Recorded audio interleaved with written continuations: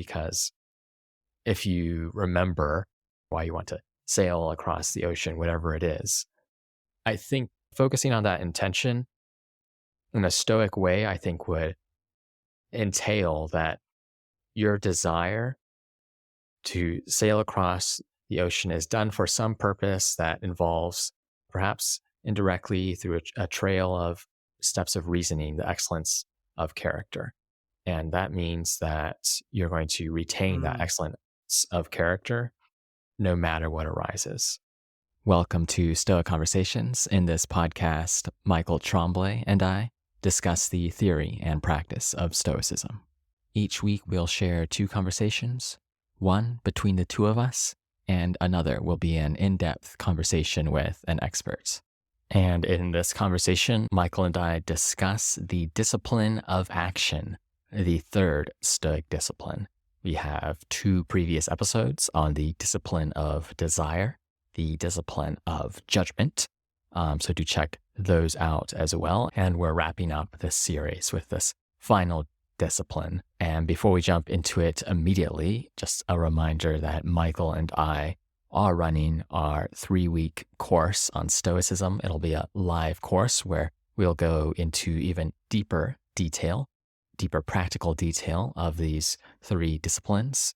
And we'll be doing it with other participants as well. So check out stoameditation.com/course for more information. Registration will be closing on October 23rd. I just put together all the sets of readings from Marcus Aurelius, Epictetus, Seneca. We're going to have a little bit of Musonius Rufus, as well as some selections from Pierre Hadot. So very excited about it. stoameditation.com/course. And here is our conversation. Today, we're going to be talking about the discipline of action. This is our 3rd episode on the Stoic disciplines. We had the discipline of judgment or the discipline of assent, and then just covered the discipline of desire. And now we are at the discipline of action. Yeah, this is the Return of the Jedi of the disciplines. This is the number 3, the grand finale. What you all have been waiting for. So in this conversation, like our previous ones, we're going to ground it in the book from Pierre Hadot, The Inner Citadel. In preparation, Michael and I both read the chapter on the discipline of action, or rather reread. And then we're going to be teasing out what we think is most significant about this discipline, what are some of the best exercises for practicing it, and then finally end with a discussion of some of the primary key challenges that many will run across when they practice it. Yeah. And for those listening, I do encourage, if you're starting here, jumping back and listening to the episodes on the discipline of desire and assent. We're kind of building towards this, and the discipline of action is often it's the part of Stoicism that comes the most downstream, or seems to, I think, rely on an understanding of those other ones, which is part of why we're covering it 3rd. So it's worthwhile going back and listening to the series as a whole, I guess is what I'm saying. If you're jumping ahead to just this episode, as you said, Caleb, we'll be following that similar structure, but we might reference back to some terminology or ideas we covered in those previous episodes. Yeah, definitely. So how would you describe the discipline of action? How would you capture its essence?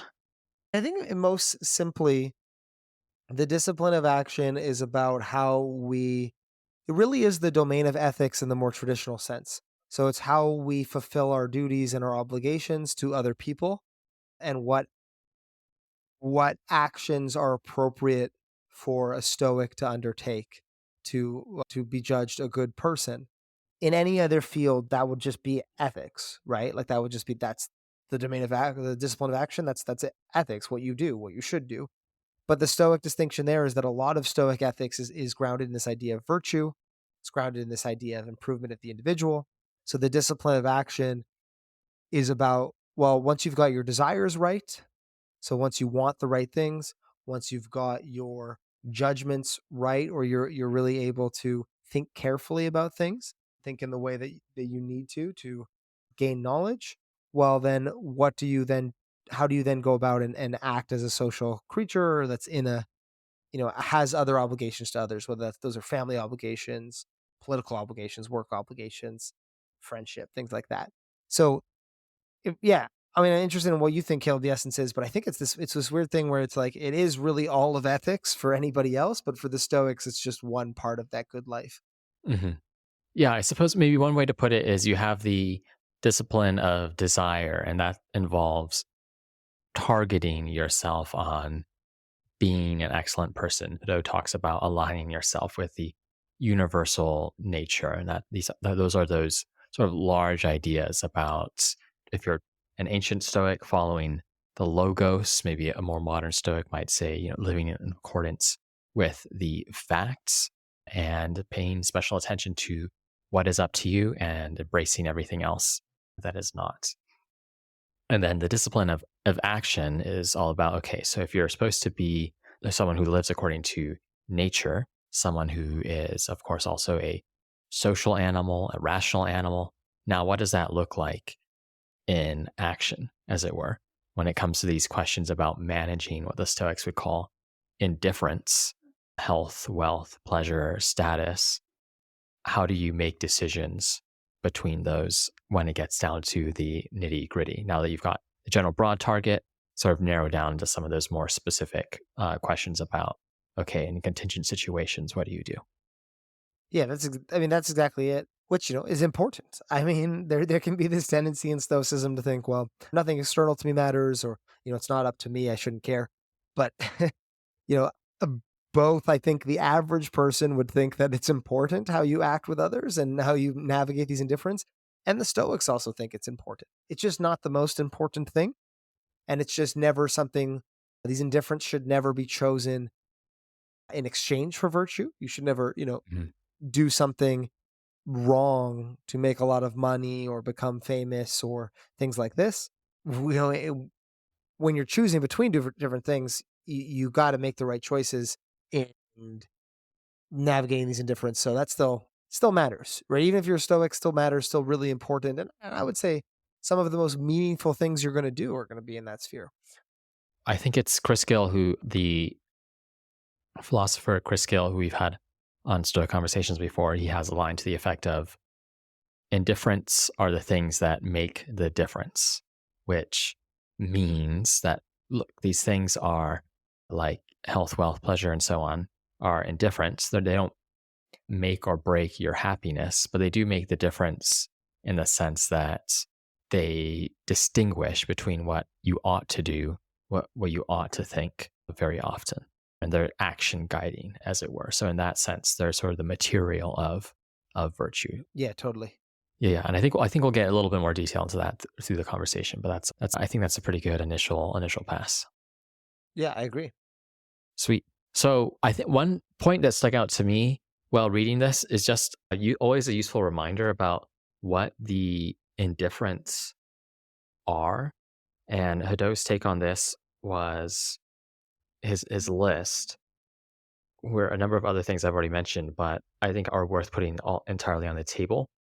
So I'll just read from his chapter, Discipline of Action now. As examples of indifferent things, the Stoics enumerated life, health, pleasure, beauty, strength, renowned, and noble birth, as well as their opposites: death, sickness, pain, ugliness, weakness, poverty, obscurity, and humble birth.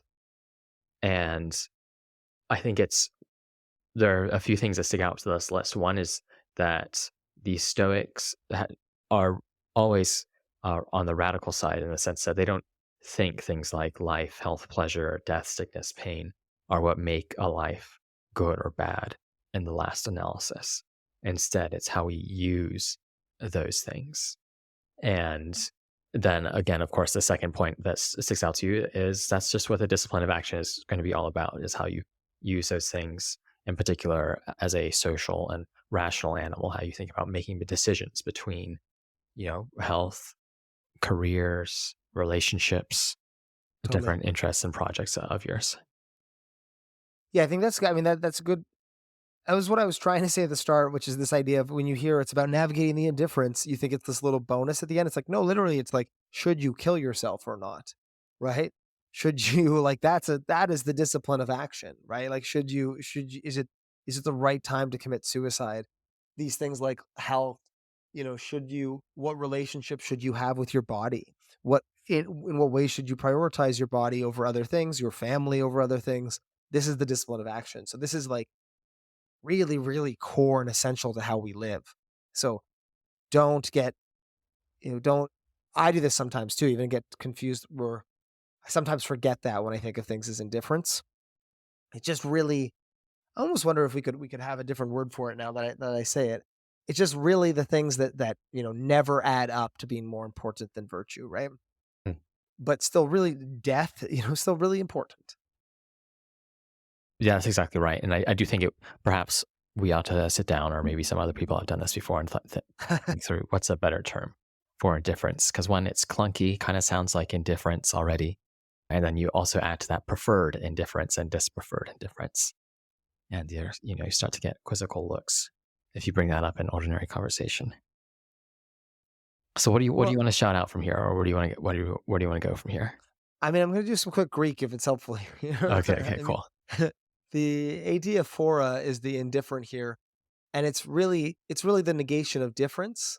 So it's really this idea of like they don't make a difference. So it's not that they don't matter, it's just that like when you're making a choice about what is right, there's no amount of them that's going to be a tiebreaker, right? Like they'll never going to tip the scales against virtue towards Mhm. vice. And that's the idea is that like they're not difference makers in that kind of decision between virtue and vice and the good life. I think that is, and in that sense it's indifferent, but we're just remembering that. Cool. So one thing, I mean, that's helpful for me, but it's just the kind of thing you have to kind of ruminate on quite a bit. One thing that I flagged as an important part of the discipline of action is this idea that Hidot emphasizes where the discipline of action has a simultaneous concern about external events and an acceptance of those things as being caused by others.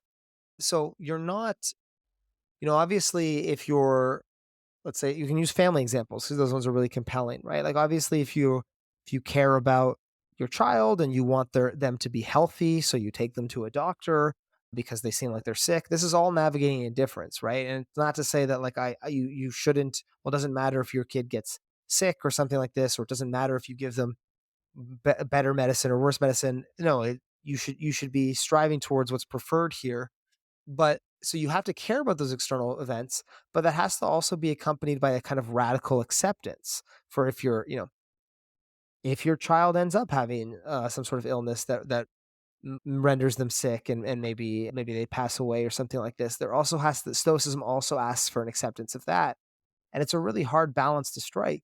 But there's this beautiful Marcus Aurelius quote that Hidot points to that I think gets it right, which is Marcus says, indifference with regards to the events brought about by the exterior cause, justice in the actions brought about by the cause that is within you.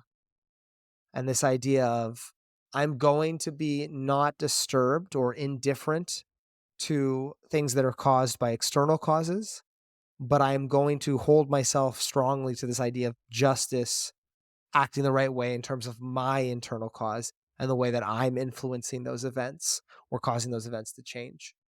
The rest of the quote goes, in other words, let your impulse and your actions have as their goal the service of the human community, because that for you is in conformity with your nature. Some idea there about how, that idea of justice, acting out justice with your cause, that's connecting to your nature as well. But that was something that I think something clicked for me there when I was reading that. This idea of I'm going to be indifferent to the external causes, but care quite a bit, or at least not disturbed by them, accepting of them, willfully accepting, Mhm. amor fati, but very committed to justice and to proper action in terms of how my participation influences those. And I think that goes some way towards correcting a popular misinterpretation of Stoicism, namely that it is passive.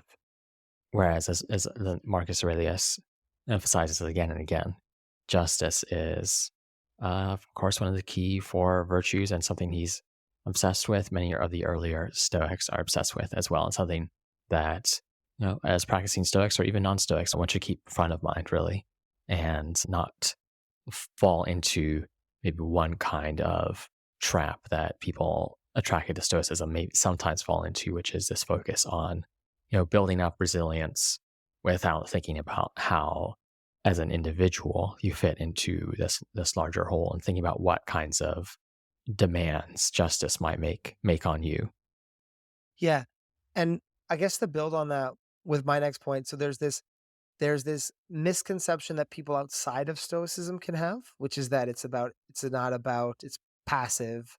But then there's this misconception that people practicing stoicism can have, which is I guess kind of that it's passive as well. That like I don't have to care about this external stuff. I don't have to care about my actions or how I navigate the world.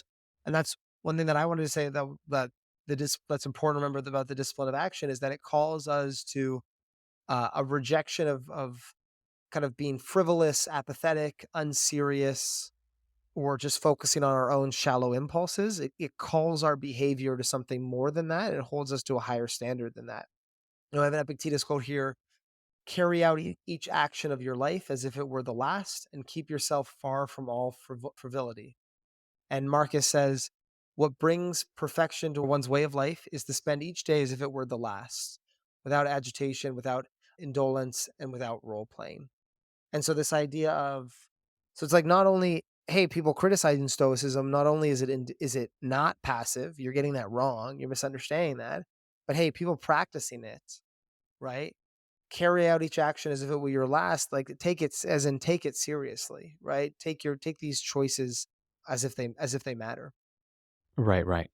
And another excellent passage that Hiddo cites here is from Marcus, where Marcus Aurelius quotes the Epicurean Democritus, who has this line: act little if you want to maintain serenity, which you could interpret as containing the wisdom where, there's nothing worse than a busy mind, or what's the Seneca line? Like, busyness reflects nothing more than a haunted mind.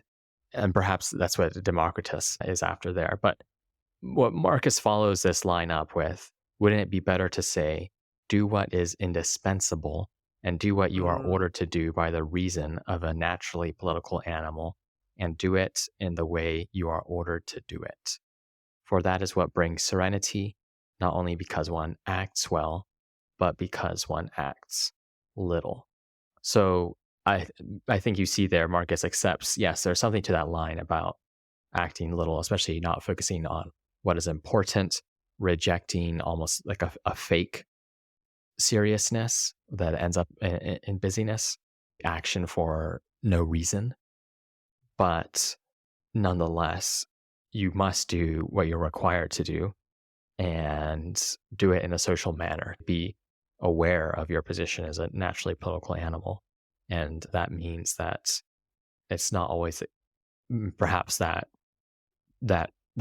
quip from Democritus doesn't doesn't respect that, actually we might a lot of actions might maybe required mhm. of us. Yeah, I mean, I love that switch from do little to do what is indispensable. I mean, the do what is indispensable also makes me think of this idea of, when I think of kind of any task, any craft or skill, whether that's athletics or art or any sort of talent that I've developed or tried to. It's like the things that you're supposed to do are quite uncomplicated and obvious, and it's actually that discipline and that focus on doing them consistently. And that's what this makes me think of. Just do what is indispensable, which is this idea of, you know, neither do nothing, but nor be a busybody. And you're the kind of person who busybody might not be the right term, but you're the kind of person who feels good about yourself because you go out and engage in the community in all these ways, but you don't do the really hard work of like, I don't know, being kind to people for the right reasons, or mending your relationships in ways that are painful, or thinking about the greater good of the community. I love that idea of just do what is indispensable, which just kind of focuses the intention of like there's only a couple things, but Hmm. those things are very important. So neither is it a many frivolous things, nor is it nothing, but it's a few important things the right way. And as you said, grounded in that kind of social aspect too. Yeah, yeah, yeah, that's right. another connection here with the point you mentioned earlier about the seriousness of action. I love that title from that Hadot What is it? section. It's just the seriousness of action. Ah, That's yeah, all. nice. Can matter. Right. I think it's just this idea that, look, there's some amount of urgency to our lives, like the quotes from Epictetus and Marcus you read earlier express, and also this idea that one ought to act with purpose, with commitment. He also cites a line from Epictetus on sort of, you could think of it, I think in the modern way, we would term this sort of as career tourism. I think that'll make more sense after I read the quote. 1 minute you are an athlete, then a gladiator, and the next a philosopher, then a rhetor.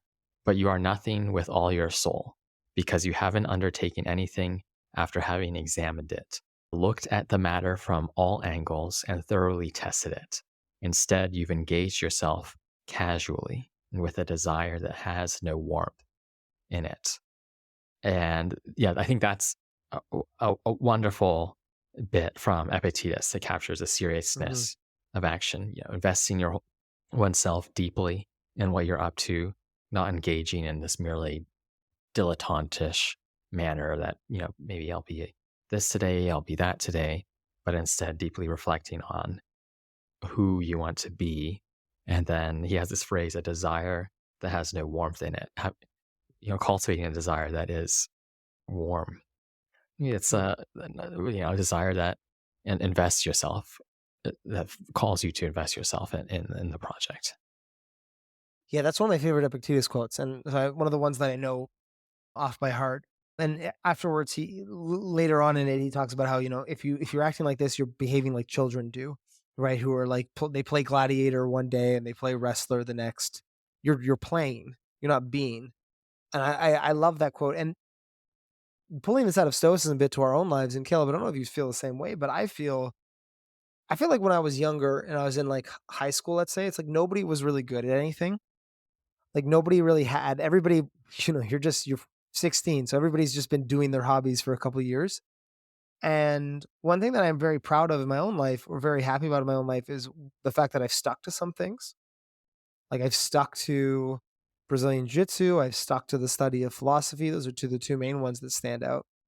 And there's a kind of joy, there's like an identity that comes from that, a connection to that, joy in reaching that level of skill in something.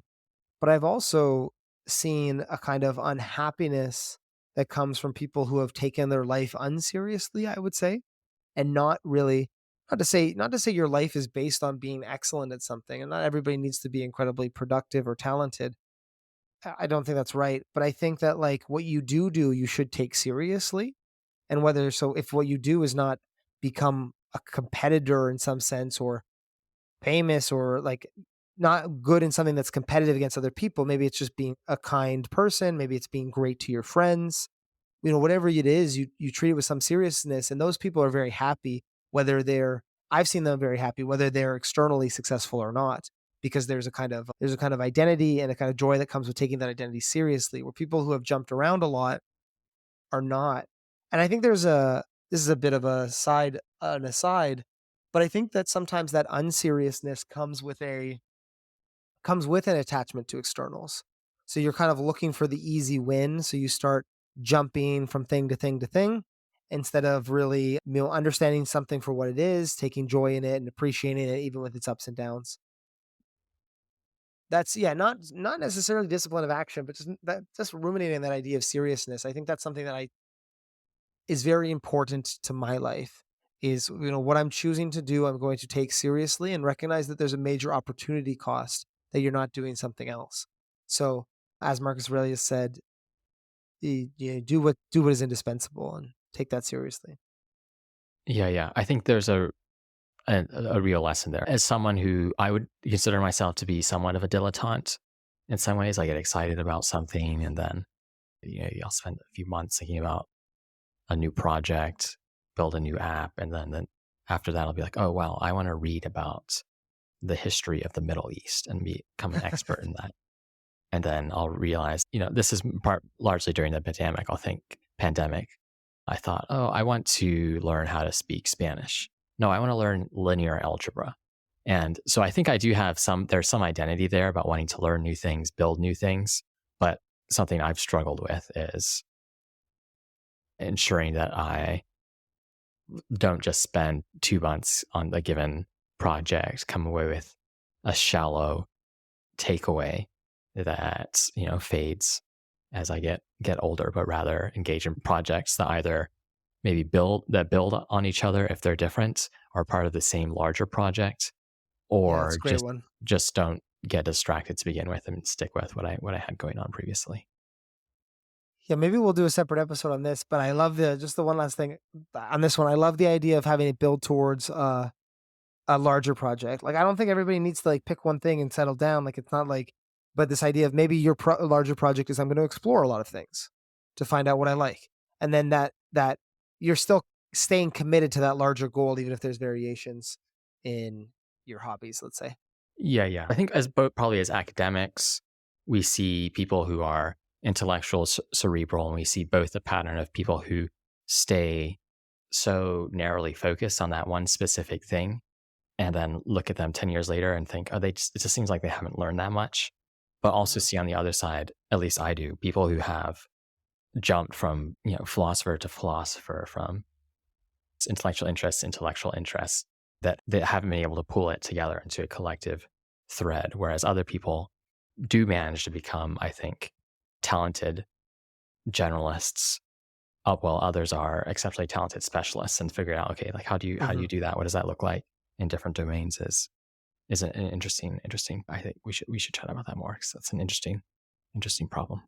Come for the discipline of action. Stay for the rumination on you shouldn't quit your hobby. Stop. Don't put down your Duolingo just yet. You made a commitment. Marcus Aurelius is watching you. He's judging you. Yeah, yeah. Well, we got a little bit sidelined there. One last thing I want to pick out that Hadot has in this chapter, I think a very good description of the sage, sort of the target, the goal. It's good because it's so simple. At one point, he says, you can think about Stoicism, the Stoic life. It's just being a matter of focusing on the present, seeing life as a series of choices. That's sort of breaking down one's experience into different instants, many of which are going to just prevent choices about how to handle indifference, and then choosing well every time, namely with a good will. And that's all when the sage is focused on. And because of that, they're suited to, embracing everything else that is not up to their choice, and lasered in on, okay, well, how do I in fact choose well, and not distracted by the temptations of the past or the future. Yeah, that's something we've been talking about. I mean, I think that's a great description of the sage. Somebody focused in the moment. It really reminds me of like an athlete in a flow state or something, right? Like this person who's just present in the zone, navigating the information that they're given the best way they can.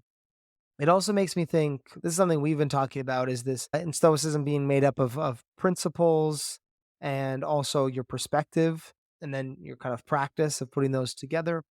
I think this shows the incredible amount of perspective, which is the word we were using to describe kind of mindfulness, focus, attention, the incredible amount of that goes into being a stoic as well. It's not just having a collection of principles or beliefs, but it's this ability to keep that attention laser focused in the present moment and the task before you, not what happened 5 years ago and not what might happen 5 years in the future. And Mhm. that is kind of like an applied skill as well. But yeah, that's all the sage is. Moral it's not a moral sainthood in terms of being different, being a different kind of person. It's somebody who's like really excelled at this skill of staying in the moment, focusing on what's the best thing they can do to embody, the stoic virtues in that moment. And then having, I guess, a kind of repository of knowledge or the enough knowledge of stoic philosophy to actually make the right call. Mhm. Yep, yep. Yeah, absolutely. Excellent. Well, do you have anything else in terms of takeaways from the discipline of action? I mean, one thing we haven't talked about that we probably should. We've done we've talked about role ethics in the past, but if you're one of the biggest concerns about the discipline of action is always this question of, well, how do I choose between these indifferents, right? Like, you're not giving me a consequentialist guide. You're not telling me anything else about these other than like maybe giving me a gut check, act in accordance with your nature. But the Stoics ground a lot of this in rule ethics, which is this idea that what grants these things value. I mean, all things being equal, some things are preferred over not. You should always choose health over sickness. But then when do I choose sickness?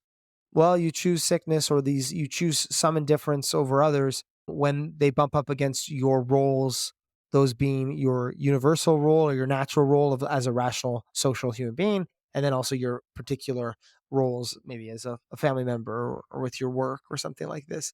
We I just wanted to provide that framework because we'll be getting into that a bit later, but that's the answer to how you actually navigate these things that we haven't hit on yet. Yeah, that's right. Yeah, I think that's useful. I think it's always difficult to come up with large well, I should say that I think that's useful in narrowing down, okay, so how do you actually choose between indifference? One of the key Stoic tools for this is that role ethics and thinking about what's required of my role understood as a human, understood as someone with these particular capabilities and there's this circumstance and these relationships and narrowing down on the picture that way. Totally.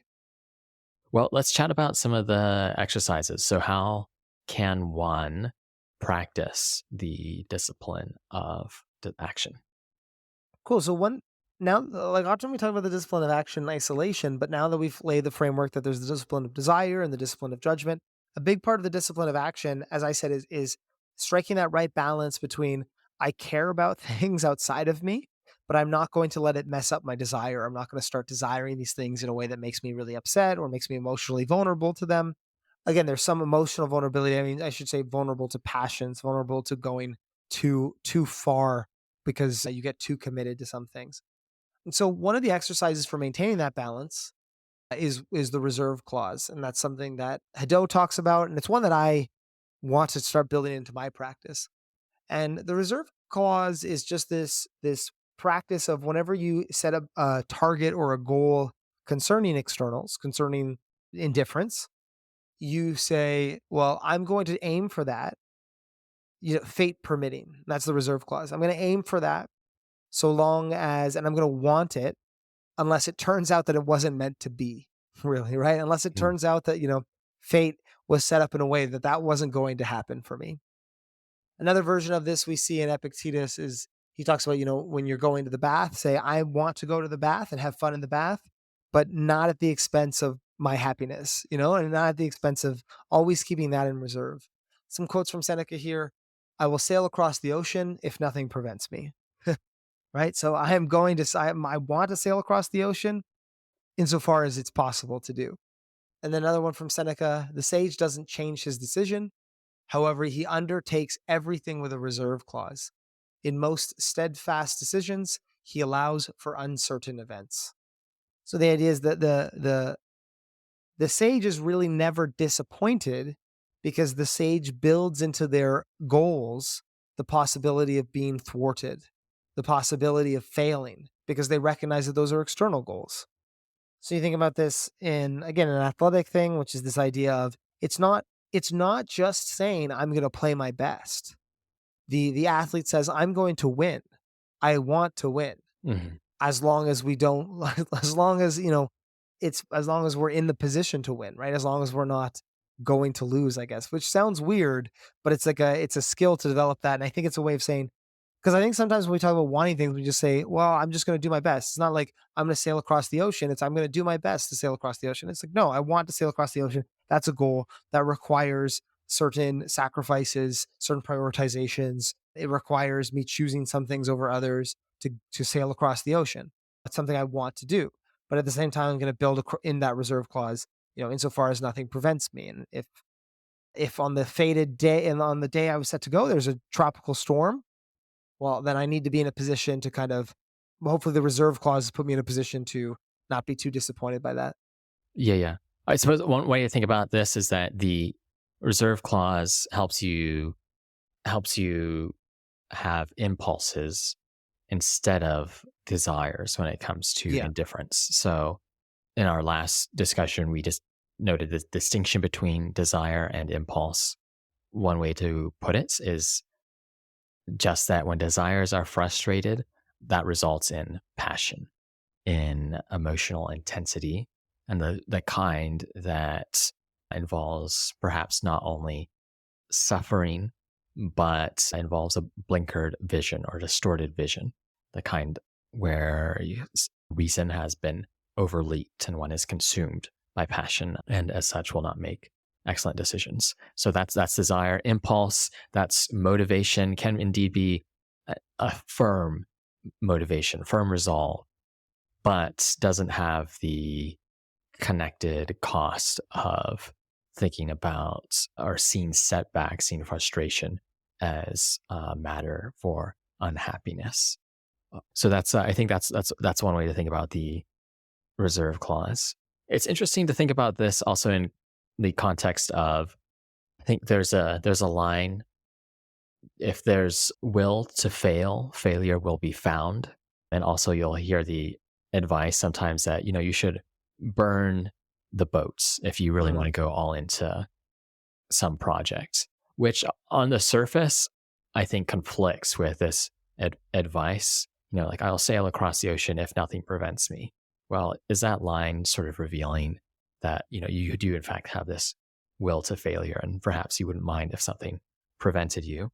So there is that initial conflict. But I think the Stoic response is, well, sometimes you shouldn't burn the boats or people do terrible things after they burn the boats. Maybe they're not focused on the right thing. But more importantly, the focus just is more on impulse. And that's, I will sail across the ocean. I'll do my best at sailing across the ocean. Yet, and obstacles that arise, though, anything that prevents me will not disturb my reasoning ability, will not disturb me. If I'm prevented, that will not disturb me. And in a way, it's almost a more advanced position.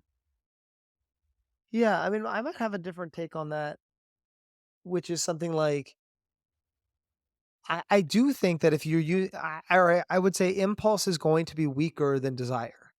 So if you think your life literally depends on this, if you think, as some people do with like extreme cases of social anxiety or something, or people that feel great depression after a failure in work or something like this, people in Japan, committing suicide for conceptions of honor, like, oh, I've shamed my family in some way. Hmm. If you think your life literally depends on it, I'm just okay with biting the bullet there and being like, yeah, it's going to motivate you stronger. Like you're going to act more intensely if you burn the boats. Maybe that's the case. Maybe that's not. I'm okay with it being the case because what you get in exchange for not burning the boats is like a lifetime of happiness and a more correct outlook. So maybe it's the case that like if I wanted people to be effective and minimal in like a small circumstance, I would try to persuade them that this is all or nothing. But I think the Stoic is not going to do that, but they're still going to do extreme things. They're still going to do incredible things, but there might be a kind of emotional dullness to that. Maybe not. Maybe not in the Sage, but certainly when I've tried it.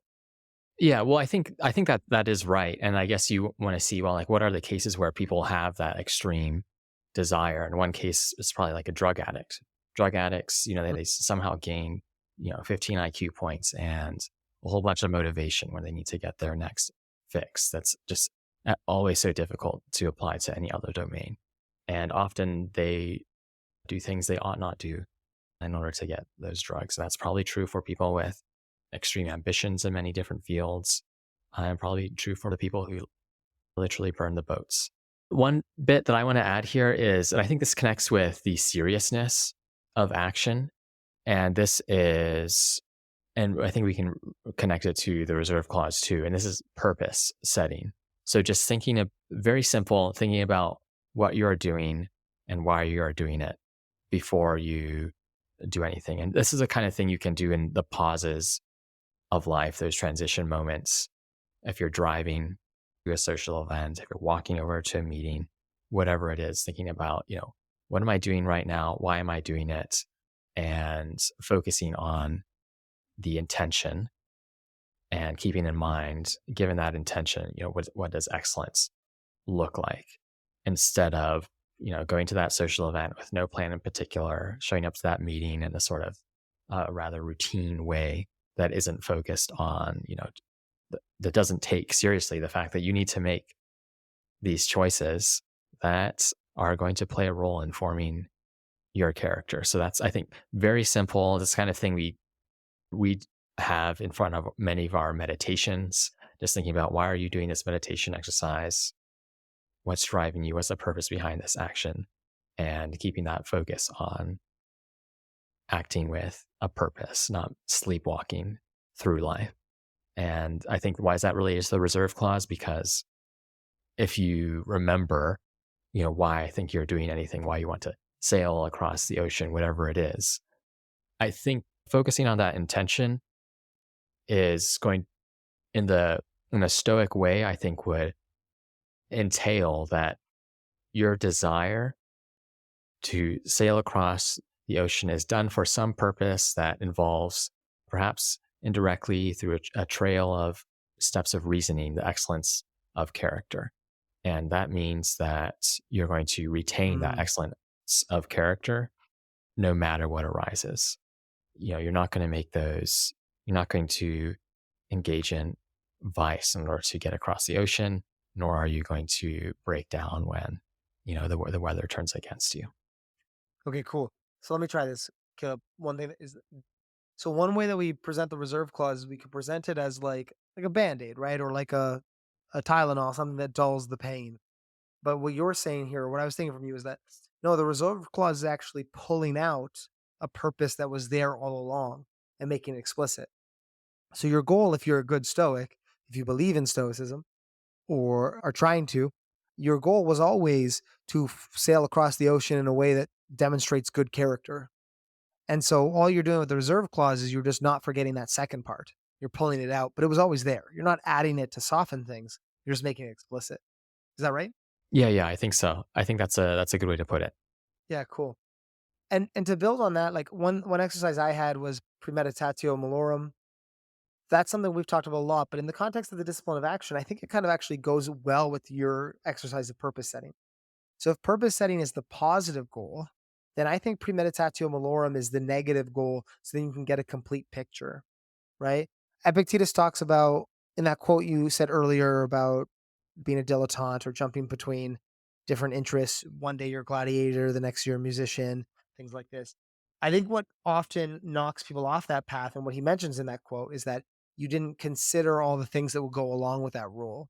You didn't consider all the things. If you're trained to be an athlete, you didn't consider that you'd have to stop eating cakes, which is one of my Mhm. favorite lines. They really resonate. You had to stop eating cakes, and that you're going to train, you're going to get beat up, you're going to sprain your ankle, and then you could show up at the Olympics and lose anyway. And he's like, because you didn't think about that beforehand, you give up at the first time you can't eat a cake. You screw this. I don't want to be an athlete if it means I can't eat cakes. But you should have realized that when you committed to it in the first place. So I see Premeditatio Malorum, at least in this context, a lot of different things it can do. It can train our desire, like we talked about last episode. But one thing it can do here is it can make sure that when you set a goal, or you set a goal for yourself that includes both the positive purpose, but also an acceptance of the negatives or the potential things that could happen. And then only when you accept it, when you're like, well, even if I do sprain my ankle and have to skip the cakes, I still want to be an athlete, then you've undertaken it for the right reason.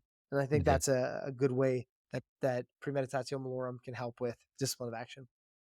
A premeditatio malorum is sort of like this exercise that really does have different levels. I think at the first pass you have the sort of the psychological benefits, the benefits of planning. Okay, you've thought about ways things can go wrong. Now you can take the actions to ensure they don't.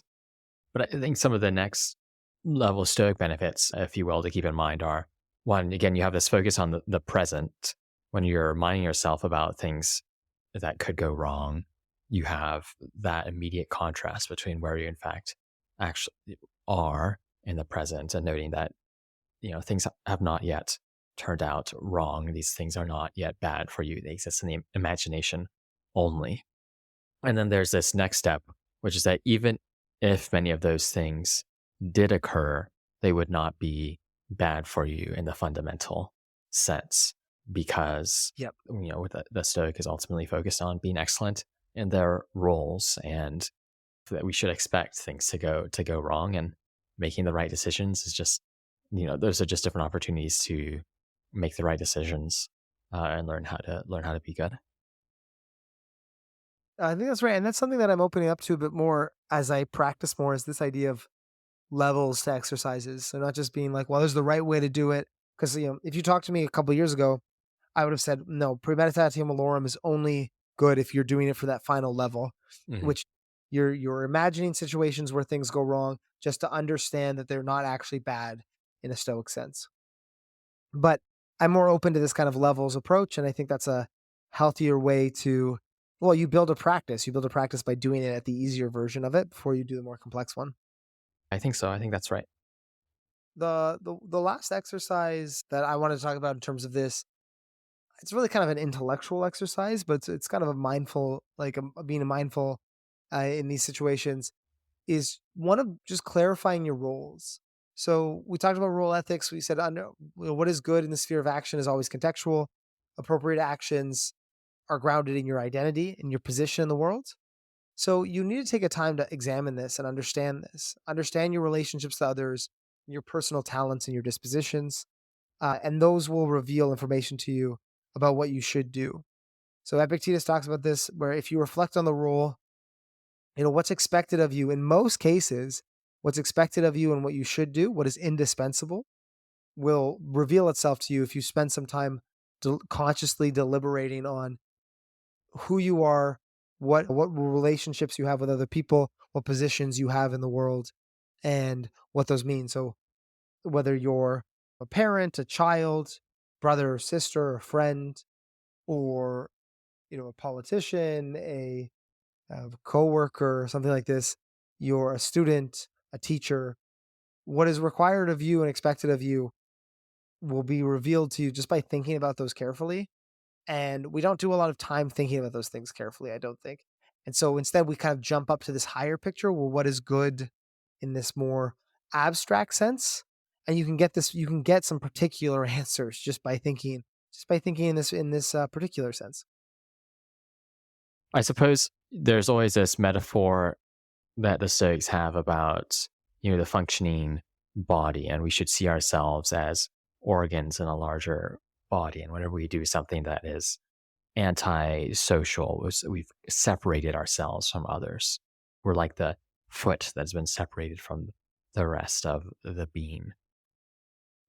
And I suppose that brings to mind the thought that, okay, if you want to think about what to do, one angle on that is you can think about what's good for the whole. And that's when you're at that more abstract level. What's best for society, and these sorts of questions. But you can also think about, okay, what does an excellent foot do? And maybe even, yeah, I get the analogy doesn't work quite as well, but what does an excellent organ do in this moment? And to do that, you need to zoom into, particular facts of the matter. And it's not enough to look at the whole, look at this picture of the view from above. You need to pay attention to the details. I'm gonna get that motivational poster for my house. What does a good foot do? Whenever I'm stressed, I am the foot. I am the toes. But I mean, it's right. It's just it's. I think it's dead on. The foot is just a funny example. Yeah, yeah, you're right. Cool. Well, that comes into one of your main challenges, which is just understanding what Yeah. our roles are, and what they entail. Yeah, I think it's hard. I think it's the kind of thing where it's like when I go back to Marcus Aurelius's line of "do what is indispensable." I think it's easy 80% of the time, but then it doesn't really give you anything to work with the other 20%. So when you think, well, what should I do here? Well, we're friends, so I probably owe them honesty. I probably owe them kindness. I owe them a certain degree of attention and focus to honor this friendship. That gets you 80% of the way there. That gets you 90% of the way there. It's when things get complicated or confusing, and then I find role ethics. It's like, well, what do I do now, right? Like I don't really have the utilitarian math to fall back on when we're doing complicated equations. Another example I bring up, or another thing that I think of, is what do we do when roles conflict? Like, what is the hierarchy of roles? And there are some hierarchy of roles that the Stoicism provides. Like, our role as a rational human being obviously comes apart above that. So I don't,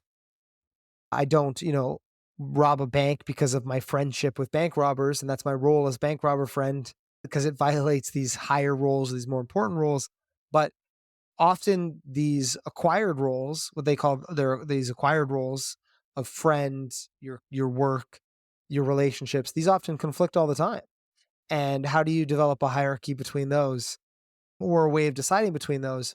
It's difficult. And I'm okay if the answer is maybe you just make it up, or maybe you just make a choice, or there is no right answer in a moral sense. And you just have to make a decision between two different ways your life could go. I'm okay if that's the case, but I wish the Stoics would be a bit more clear on that. Yeah.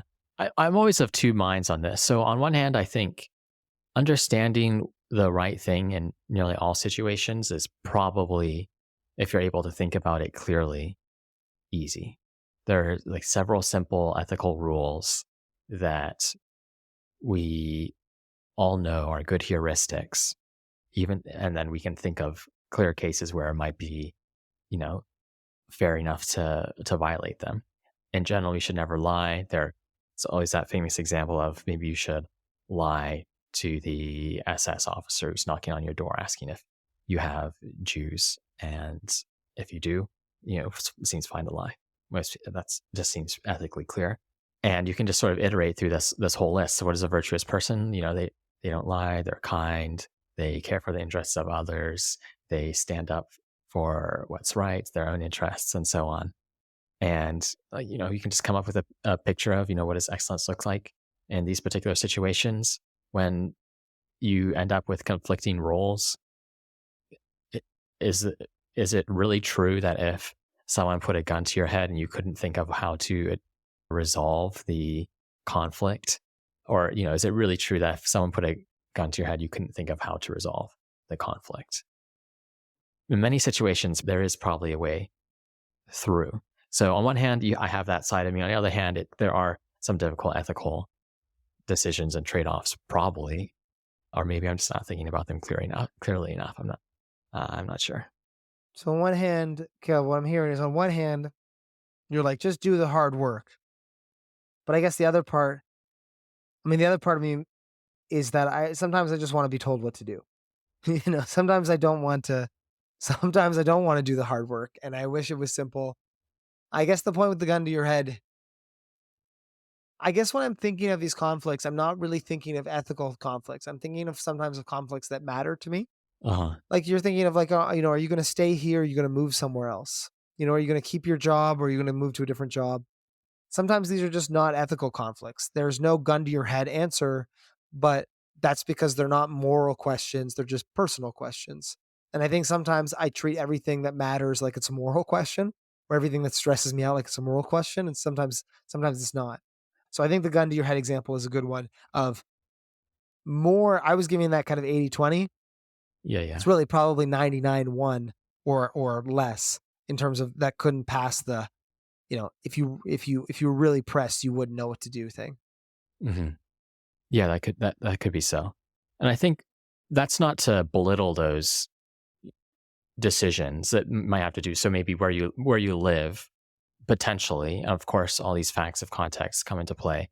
That's just a matter of preference. If you go through the different roles you have, your roles as a human, your roles as that specific individual, your roles as a person with these relationships, and then finally your preferences.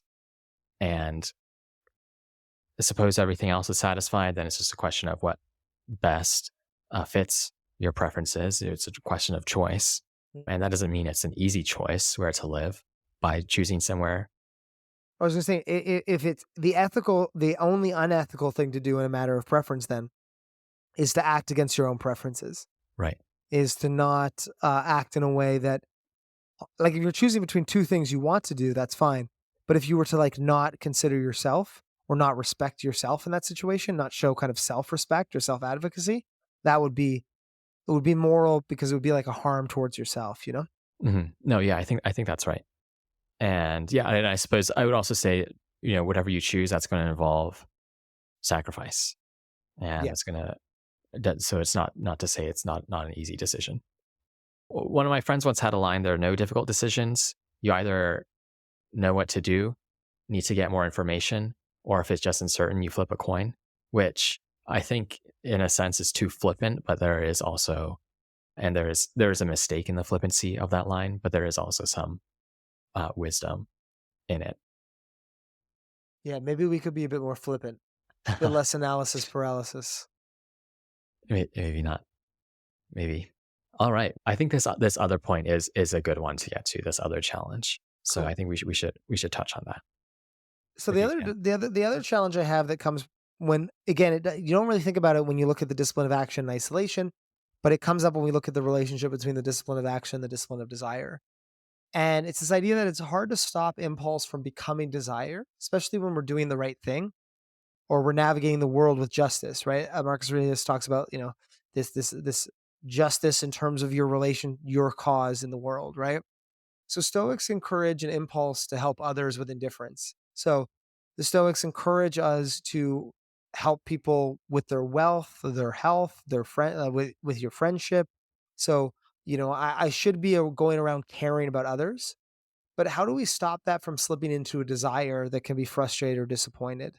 So how do you become the kind of person who says, not, I will sail against the sea so long as something doesn't stop me, but I'm a doctor and I will save this child's life so long as something doesn't stop me.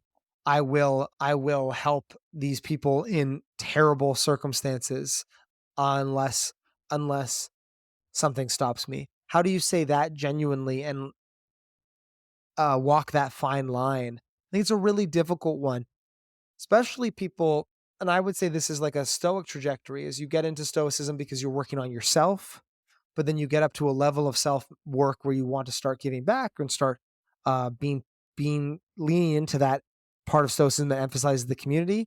And how do you do that leaning without giving up that equanimity? That's basically what I'm asking. How do you balance that? It's really, really hard.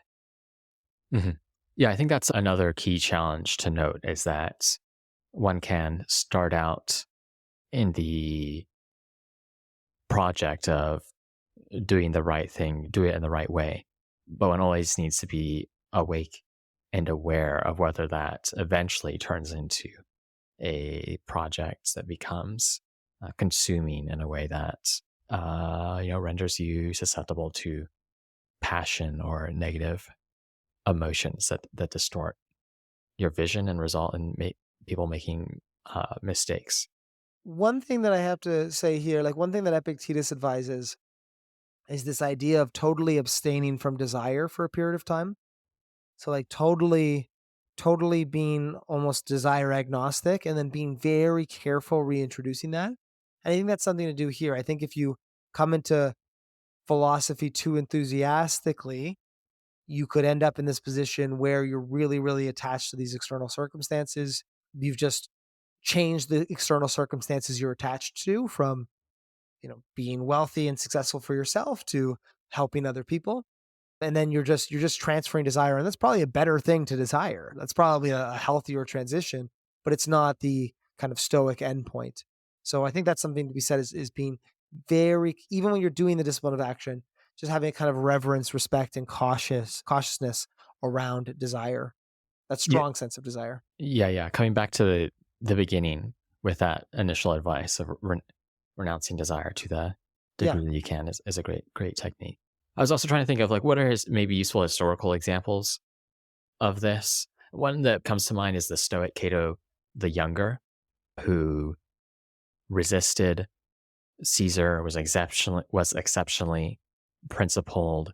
I think he was very good at reducing the amount of corruption in the Roman Republic and stood up against people who he saw as tyrants, both Caesar and Caesar's allies. But in that project, he also ended up what are most likely, I think, what most historians see as being inflexible and making strategic mistakes and not compromising with some of his enemies in ways he could have.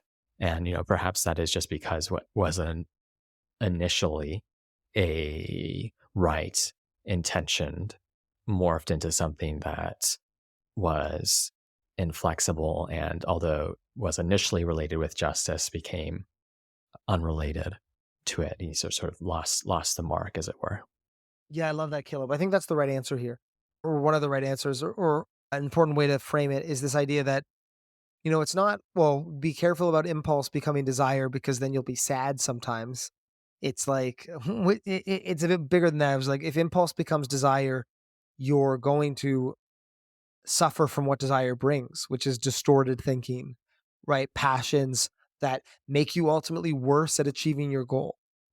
So that idea of the doctor analogy, right? Like, I think the good doctors are the ones who will say, I will try to save this child's life unless something stops me. They are actually able to do that. Mhm. The ones that can't are under, if don't quit, must be under an kind of extreme psychological duress that probably makes them worse, or at least able to perform less surgeries than other ones. So it's this, it's not just this idea of like, it's going to be harder for you if you do it, but it's actually going to be counterproductive if you slip into desire. Because again, when we say desire, we're meaning that really strong feeling. And when we say passions, we don't mean disappointment. We mean sorrow, grief, like soul crushing anxiety and things like this. And those are not ultimately not productive anyway. So it's a nice, that's an external reason to do it, as well as the internal reason. Yeah. Excellent. Anything else to add? No, this is great. All right, Thanks, cool. Gil. Yeah, thanks. Thanks, Michael. Thanks again for listening to Stoa Conversations. If you found this conversation useful, please give us a rating on Apple Podcasts or Spotify and share it with a friend. And if you'd like to practice Stoicism with Michael and I, as well as others walking the Stoic path, we are running our 3-week course on Stoicism Applied. It'll be live with a forum, interactive calls, and I think will be an excellent way for a group of people to become more Stoic together. So do check that out at stoameditation.com/course. And if that's not to your fancy, you can find links to the Stoa app as well as the Stoa letter, our newsletter on Stoic theory and practice, at stoameditation.com. Thanks for listening. Until next time.